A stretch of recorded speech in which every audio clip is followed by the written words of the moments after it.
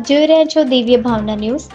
તારીખ 1/11/2025ના રોજ Kartik party plot જૂનો મોરબી રોડ રાજકોટ ખાતે ખૂબ જ ભક્તિભાવપૂર્વક તુલસી વિવાહનું આયોજન કરવામાં આવ્યું હતું।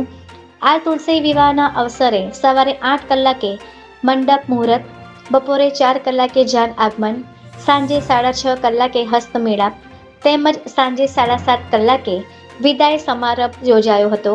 આ અવસરે મહંત શ્રી પરમ પૂજ્ય શ્રી વિજયા બાપુ અને પરમ પૂજ્ય શ્રી દલસુખ મહારાજની પધરામણી થઈ હતી અને આ પ્રસંગમાં રાજકોટના સંસદ સભ્ય શ્રી પરસોત્તમભાઈ રૂપાલા, રાજ્યસભા સાંસદ શ્રી રામભાઈ મોકરિયા, રાજકોટના મેયર શ્રીમતી નયનાબેન પેઢડિયા, રાજકોટના ધારાસભ્ય શ્રી ઉદયભાઈ કાનગડ, શ્રીમતી ડોક્ટર દર્શિતાબેન શાહ, શ્રી રમેશભાઈ ટીલાણા સહિતના મહેમાનો અને શ્રી કિશનભાઈ રસિકભાઈ પરમાર, શ્રીમતી રિદ્ધિબેન રસિકભાઈ પરમાર તેમજ પરમાર પરિવાર અને મોટી સંખ્યામાં શહેરીજનો ઉપસ્થિત રહ્યા હતા।